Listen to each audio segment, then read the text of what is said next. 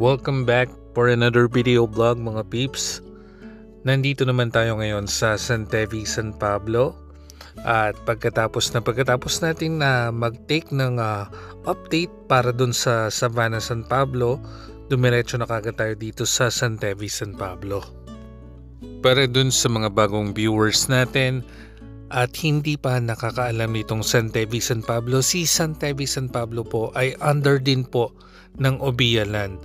So isa din po siya sa Ovia Land project na located naman po along Maharlika Highway at Barangay San Vicente, San Pablo City. Kung mapapansin nyo mga peeps, kitang-kita po natin na halos marami na po talaga nakatira dito sa Phase 1. At iilan na lang po yung hindi pa na itatayo dito sa Phase 1, particularly dito sa Block 22. Ongoing pa rin yung construction ng perimeter fence dito sa hilera po ng Block 22. At dito naman sa Block 26 na katapat po ng Parks and Playground, may 4 pa pong natira na unit na hindi pa nako-construct. At dito naman sa Block 33, hindi pa po nag-uumpisa yung construction niya. Kung napanood niyo yung video ko mga peeps, regarding dito sa Block 26, that time marami pa pong kino-construct dito sa Block 26. Pero ngayon, kapansin-pansin na po na halos tapos na ang Block 26, naiwan na lang tong 4 na unit dito sa Bukana na katapat po ng Parks and Playground. Sa mga nag-aabang po ng bagong update ng San Tevi, San Pablo, ito na po yung bagong update for San Tevi. At kung nais nyo na pong mag-avail ng unit dito sa San Tevi, nandyan lang po yung number namin sa screen at pwede nyo rin po kaming i-message sa aming Facebook page, Gigante Real Estate Services. Our office is located po at Empolino Corner, Rizal Avenue. Tapat lang po siya ng BDO Empolino, nakatabi po ng Liceo de San Pablo. Nasa 2nd floor po kami ng Baldelion Building, katabi po ng MS Moda. Remind ko lang kayo mga peeps, pagdating dito kay San Tevi, San Pablo, kailangan kumpleto po ang requirements po natin bago po tayo makapagpa-reserve ng unit. Kaya if ever na meron pa po kayong dagdag na katanungan, wag po kayong mahihiya na magtanong po sa amin. Nandyan lang naman po yung number po namin at yung aming Facebook page para i-reach out nyo po kami. At wag din po kayo mag-alala kasi nandito naman po kami hanggang sa ma-turnover po sa inyo yung unit.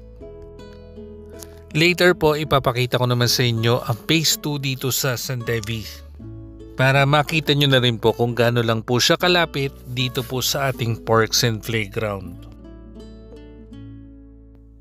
At meron pa rin po tayo napansin dito sa part ng Block 26. Yan yung katalikuran po nitong mga unit na to.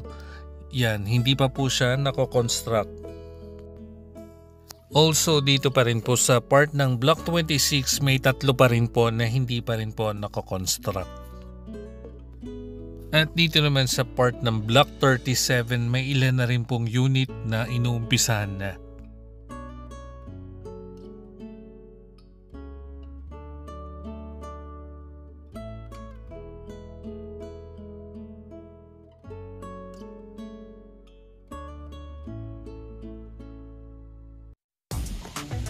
So from dulo, yan, ipapakita ko naman sa inyo kung gaano katagal lang or gaano kalapit lang pag bumalik ka na dun sa mismong Parks and Playground.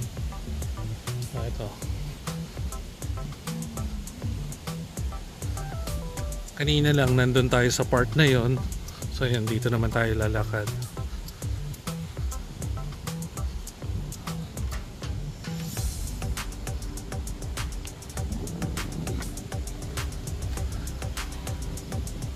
Ito yung normal na lakad lang. At kahit nasa 3:00 pa lang ng hapon, pasado, yan, pero hindi na po ganong kainit.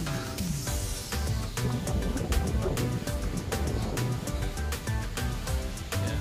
Dito may dead end na rin po eh. So ito na. Andito tayo kanina.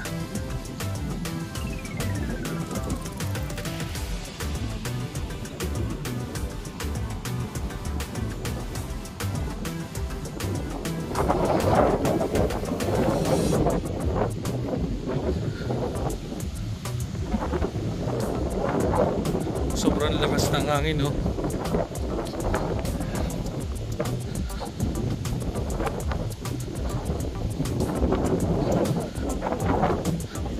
Mas malakas ang hangin dito kumpara doon sa Sabana.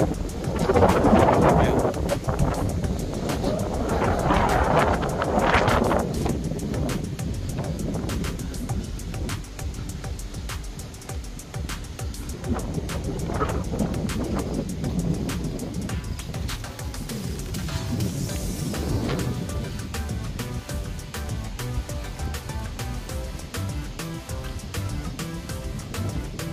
Parang ka na lang din nag-exercise dito.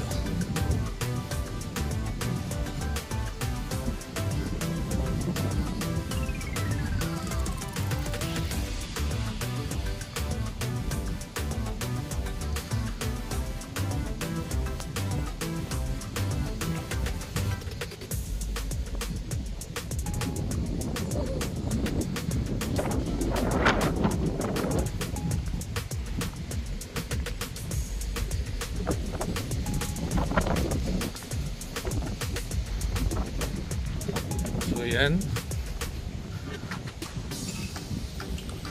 malapit na tayo guys, ito na lang.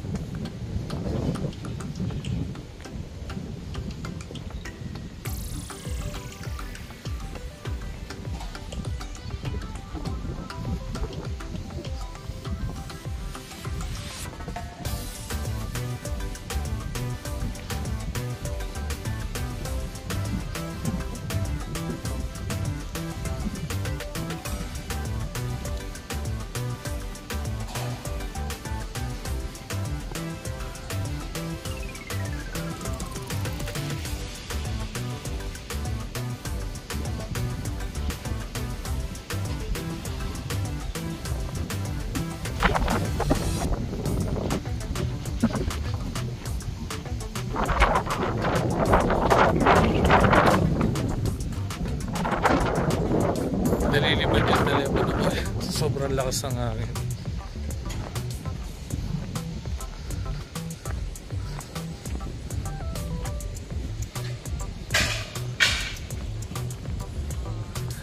So yan, nandito na tayo mga peeps.